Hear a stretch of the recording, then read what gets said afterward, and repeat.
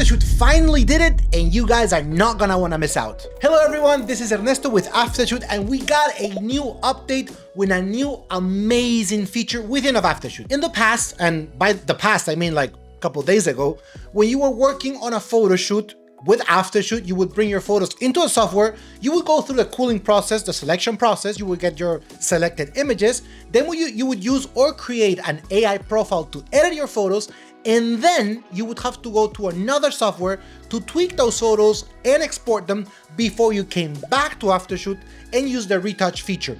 Well, back in the day, you had to go out to use Capture One, Adobe Camera Raw, or Adobe Lightroom.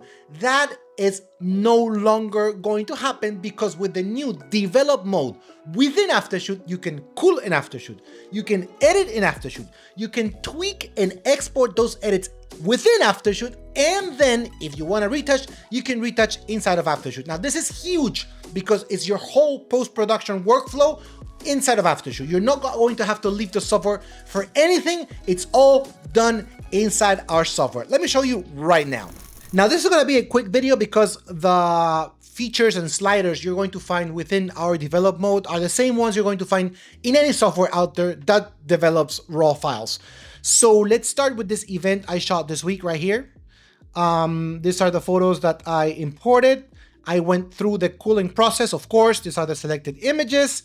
I went through the editing process using my own editing style.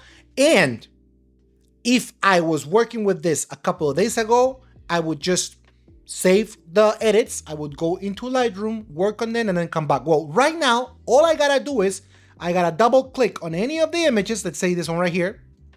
And then immediately we have the develop mode right here for me to tweak and change all the images that have already been edited. Now that's amazing. The fact that I can do it inside of Aftershoot and I can just export the photos from here is just great. And like I told you, I got all the sliders that I have in all the different software. Let's just go through them. If I have some Lightroom presets that I want to import or create, I can import or create them here. I can choose the color profile. In my case, it's Adobe Color. I can change the white balance to different custom white balances or just manually change it into whatever I want. I can change the tint. Now let's go to the other sliders, the ones we all know: exposure, contrast, highlights, shadows, whites and blacks. Then we have texture, clarity, dehaze, and we also have vibrance and saturation underneath the presence tab. Vibrance, of course, works with the colors, and saturation works with the colors as well.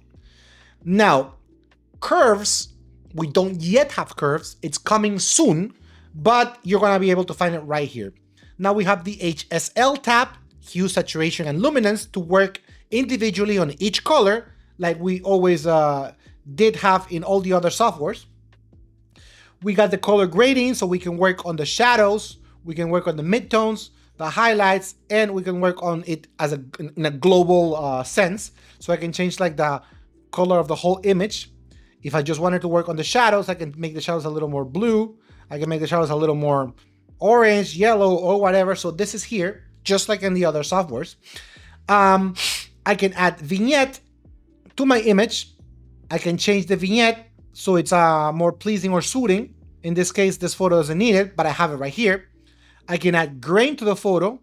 With the mouse scroll, I can see the grain that I added. This is the original photo. This is the grain I'm adding. Give it a little more of a film texture. Some people like it, some people don't. I use it depending on what kind of photos I'm working with. I also have the noise reduction feature, which in this photo is not going to work because this was shot during the day at an outside event. And all of these photos were shot outside. So that's not going to work with this event right here. And I got the calibration, just like you have in Lightroom. Let's say you want to make this a more of an orange and teal or teal and orange. Some people switch it around. I've always said orange and teal, but it can be teal and orange.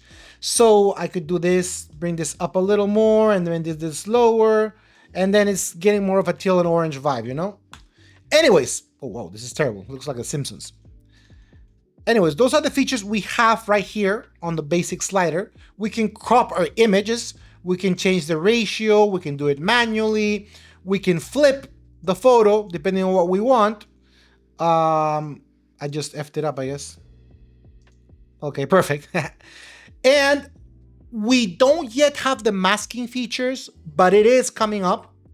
Just like on the other softwares, we have the brush, the gradient, the radial, and all those gradient and radial features, masks, so as to apply different masks to the image. So we're going to have all of those things here, but not at the moment. Now, just like in any other software, if I were to edit this photo right here, I want to copy the same edit to all these photos that are similar, I would just have to sync it, synchronize it, and then I could just do it here, and then everything would get synchronized, and then all the photos would look pretty much exactly the same. I could tweak a little, if maybe this needs a little more of something, but then all the photos would get the same edit they got before.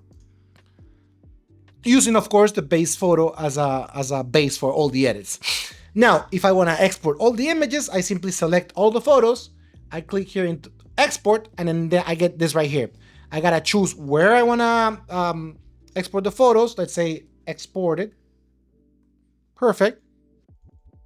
That's the folder I select.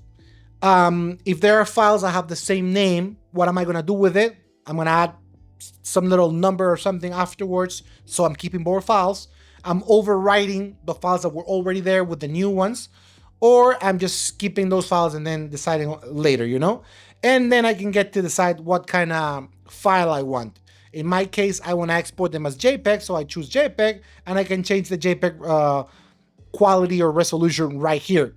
And then that's it. I can export all my photos from Aftershoot without having to leave the software to go somewhere else to tweak them and change them and apply different things that would just take more time. So there you go, that's Aftershoot's new update. We got a new develop mode, so you are no longer having to work with Aftershoot, go somewhere else to finish your photos, to come back. You know, the ping pong back and forth, that's a thing of the past. So if you haven't tried Aftershoot so far, because you've been living under a rock, or you got trapped in a time capsule, or you went to space and then something happened and I don't know. If you haven't tried it, try it now. Remember, it's 1 month for free and you can get everything we have to offer, so you can see what you like, what you don't really need, and then you can choose the best plan for you. Anyways, that's it for today. Thanks for watching. And as always, don't forget to follow Aftershoot in all of our social media to be always up to date with the latest we have to offer. See you all in the next one.